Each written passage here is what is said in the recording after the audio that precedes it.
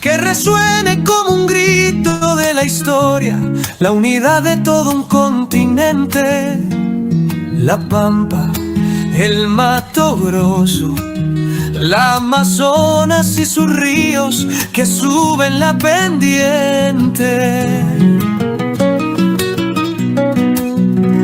José Artigas, San Martín, Simón Bolívar, Miguel Hidalgo, Lautaro Zapica, José Martí, Yegros, Zumbi, Juana Zurduy, junto a sus pueblos por la libertad.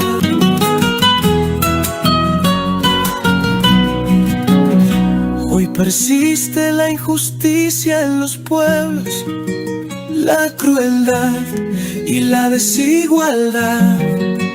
Pisar fuerte en nuestra propia historia, que tantos sueños se hagan realidad. Sentires de la patria grande. Vamos a tratar de comentar un poco, ¿no? En definitiva, cómo es que se llega a la emancipación y con quiénes se llega a esta emancipación de los territorios españoles. Marcar un poco la diferencia también entre lo que sucedió en Sudamérica, entre lo que fueron las colonias españolas y lo que fue la colonia portuguesa, y tratar de hablar de los personajes y un poco también de la geografía, que es lo que nos lleva a esto. Sentires de la patria grande, o sea, tenemos, o tengo, en definitiva, un sentir profundo desde que era adolescente, puedo decir. En cuanto al sueño de una América no anglosajona unida. Y bueno, ese sentimiento me vino con lo que fue la lectura de varios libros.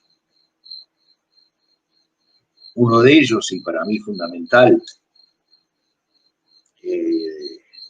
lo que fue Las venas abiertas de América Latina, de Eduardo Galeano.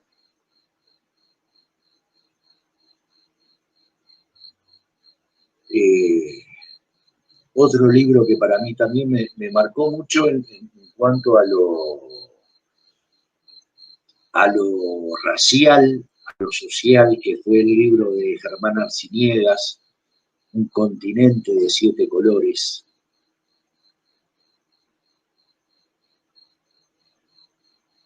Y bueno, otros libros que me fueron llevando y ahondando en lo que fueron los pueblos originarios, en lo que fueron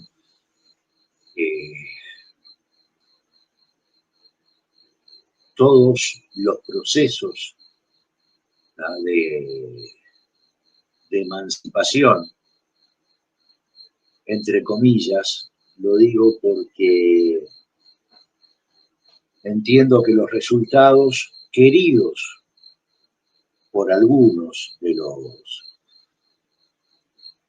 libertadores no fue el deseado. Y esos precisamente fueron los que posteriormente fueron traicionados y llegaron a lo que fue tener que sufrir el exilio y tener que sufrir no poder regresar a su patria. Pero dijimos que primero íbamos a hablar de lo que era un poco la geografía, ¿no? Y para entender una gran cantidad de situaciones, tenemos que entender un poco lo que fue el proceso de fundación, ¿no? De poblacionamiento, de ingresar a lo que es una forma que trataron de imponernos y de darnos muchas veces en territorios que ya habían sido grandes capitales de nuestros pueblos originarios, caso de México, ¿no?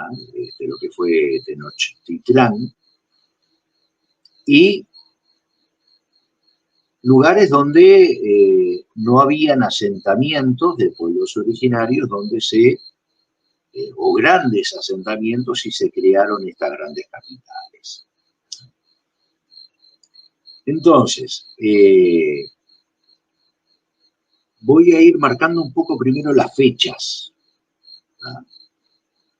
¿De dónde fue y en qué año se fundaron esas capitales? ¿Ah?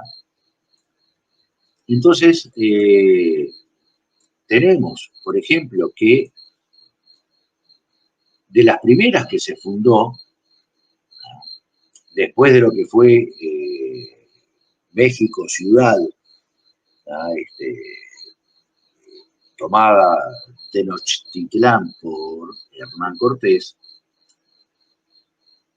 las fechas más siguientes son las de, por ejemplo, Lima, ¿no? En 1535, que si bien, digamos, la capital de lo que fue el Tahuantinsuyo era el Cusco, pero el Cusco no era puerto, y el lugar donde podían llegar, ¿no? Los españoles invasores era por puertos, a través de barcos. Tenemos lo que fue Quito en 1534, también construida sobre un lugar que ya estaba formando parte del Tahuantinsuyo, de lo que fue el imperio de los incas. 1536, la primera fundación de Buenos Aires. 1537, Asunción del Paraguay. 1541, Santiago de Chile. 1538, Bogotá. 1560, Caracas. 1565, tenemos lo que fue la fundación como capital de Brasil, de Río de Janeiro. Pero antes tenemos 1549, que fue San Salvador de Bahía. Si nos vamos a lo que fueron las Guayanas, tenemos que Paramaribo fue en 1613 y Georgetown en 1771. Y recién, por último, en un proceso tardío de lograr población en un lugar que era declarado de ningún provecho, tenemos la fundación de Montevideo en un proceso que va de 1724 a 1730. ¿Por qué hago esta reseña?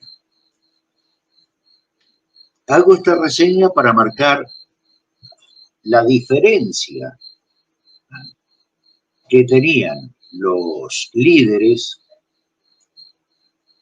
que iniciaron la revolución en 1810, 1811,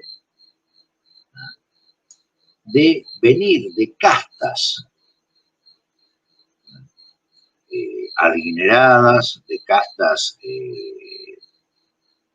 de la aristocracia, perteneciendo a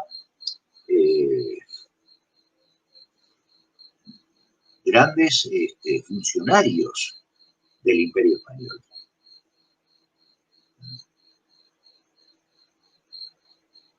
O sea, no es lo mismo tener una casta que venga de 1580, de 1537, de 1535, de 1548, de 1560, a venir de una estirpe que viene de 1730, o entre 1724 y 1730, como la estirpe que viene de Montevideo. Entonces, marco esto para diferenciar fundamentalmente la figura de Artigas de las otras figuras que fueron líderes y son próceres del resto de los países latinoamericanos. Y vamos por quizá el más nombrado de toda esta parte de Sudamérica, que es Simón Bolívar.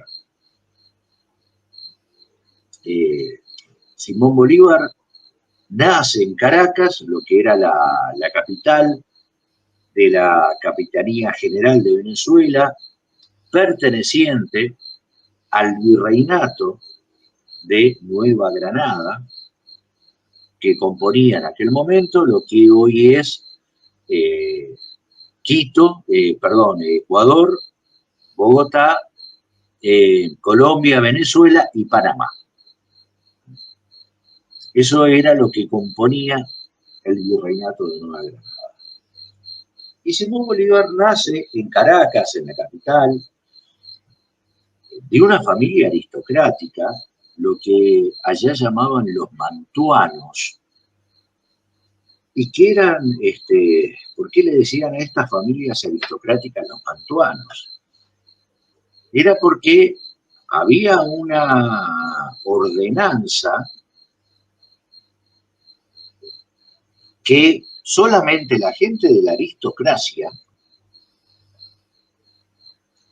las mujeres de la aristocracia, podían ir con el manto a la iglesia.